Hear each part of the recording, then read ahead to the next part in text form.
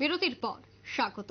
এবার চোখ রাখছি বিশালগড়ের দিকে। বিশালগড়ে বিদ্যালয়ের সীমানা নিয়ে চরম উত্তেজনা।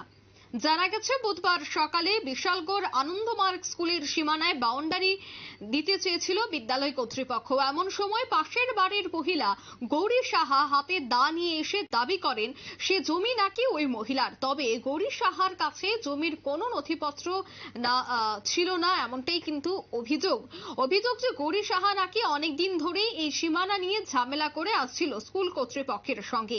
এমনকি ছাত্রছাত্রীদের সামনে বিভিন্ন অসভ্য আচরণ তিনি করছিলেন। বিদ্যালয়ের চেয়ারম্যান ননী গোপাল দেবনাথ বিশালগড় থানায় লিখিত অভিযোগ করেছেন এ বিষয়ে। এদিকে গৌরী সাহা এখন বিশালগড় হাসপাতালে চিকিৎসাধীন। তার গায়ে নাকি হাত তোলা হয়েছে সে বিষয়ে বিদ্যালয়ের চেয়ারম্যানের কাছে এই প্রশ্ন করা হলে তিনি বলেন যে গোটা বিদ্যালয় চত্বরে সিসি ক্যামেরার আওতায় রাখা হয়েছে এবং পাশাপাশি ঘটনার সময় শিক্ষকরাও নিজেদের মোবাইলে ভিডিও ক্যামেরা বন্দী করেছে। সুতরাং পুলিশ যাচাই করতে চাইলে করতে পারেন।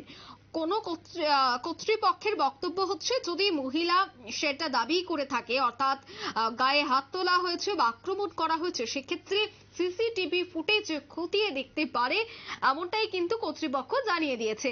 অন্যদিকে বিদ্যালয় কর্তৃপক্ষের অভিযোগ যে প্রতিনিয়তই সেই মহিলা অসভ্য আচরণ করে থাকতেন এবং আবারও আজ একই ঘটনা, একেবারে বিদ্যালয়ের ছাত্রছাত্রীদের শিক্ষক শিক্ষিকার উপস্থিতিতেই এই কাণ্ড ঘটালেন সেই মহিলা। কি বলছেন কর্তৃপক্ষ শোনাবো। আজকে সকালে আমরা দেখতে পাই যে মহিলা একটা বড় লম্বা দা নিয়ে এসে আমাদের বেড়াতে কোপাতে থাকে। আমাদের যে জায়গা, যেটা আমাদের খেলার মাঠ তৈরি করা হচ্ছে, সেই মাঠের যে বাউন্ডারি ওয়ালে উনি এসে দা দিয়ে কোপাতে থাকেন। তো আমরা বাধা দিতে গেলে আমাদের লোকদেরকেও দা দিয়ে দৌড়ানি দেন, কাউকে লাঠি দিয়ে মারতে আসে, কাউকে কামড় দেয় বা কাউকে মানে কি এলোপাতাড়ি হাত পা চালাতে থাকে। তো উনি মানে প্রচন্ড ভাবেই আমাদের এখানে যারা যারা রয়েছেন তো তাদের উপরে হামলা করে। তো আমরা এইসব শুনে দৌড়িয়ে গেলাম, গিয়ে দেখি উনি অলরেডি মানে দা দিয়ে বেড়াটা কুবিয়ে তার পিছন দিকে দৌড়ে পালাচ্ছেন। আপনারা আমাদের যে ভিডিও ফুটেজ, সেই ভিডিও ফুটেজ আপনারা দেখতে পাবেন। আমাদের স্কুলে সম্পূর্ণ সিসিটিভি ছাড়া। কে মহিলা কে? গরিষা। আচ্ছা, এই জায়গাটা কার, মানে জায়গাটা উদ্দেশ্য কি মহিলার এরকম আচরণ করার উদ্দেশ্য কি? মহিলার নিজস্ব বাড়ি রয়েছে প্রায়, উনি ওনার কথা অনুসারে প্রায় 10 থেকে 11 ঘন্টা। তো ওনার বাড়িতে উনি থাকুক, আমাদের তাতে কোনো আপত্তি নেই, ওনার জায়গা উনি থাকুক, কিন্তু আমাদের যে জায়গা সেটাও উনি দখল করতে চান। তো আপনাদের কি কোনো কাগজপত্র আছে? হ্যাঁ, এই জায়গা আমাদের থেকে তহসিল থেকে শুরু করে একদম এসডিএম ডিএম পর্যন্ত আমাদের ডকুমেন্টস রয়েছে। আচ্ছা, এই জায়গাটা স্কুলের বাচ্চারা, আমাদের বাচ্চারা যেন খেলাধুলা করতে পারে, সব রকমের খেলাধুলার আয়োজন হতে পারে। আমাদের স্কুলে বর্তমানে প্রায় 1200-র উপর বাচ্চা রয়েছে। এই বাচ্চা এই এলাকার সবার এবং খুব সুনামের সহিত 40 বছর ধরে এই স্কুল পরিচালিত হচ্ছে।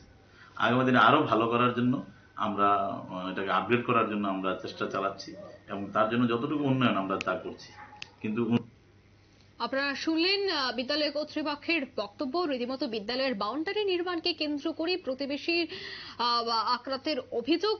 অন্যদিকে বিদ্যালয় কর্তৃপক্ষ বলছেন যে এই ধরনের ঘটনা নতুন নয়, সেই মহিলা এর আগেও এই ধরনের ঘটনা করেছেন এবং বিভিন্ন সময় বিদ্যালয়ে উপস্থিত থাকা শিক্ষক শিক্ষার্থীদের সামনেও অভব্য আচরণ তিনি করতেন বলে এক প্রকার অভিযোগ ছুড়লেন বিদ্যালয় কর্তৃপক্ষ। নিয়ে নিচ্ছে ছোট্ট একটি বিজ্ঞাপন বিরতি, সঙ্গে থাকুন।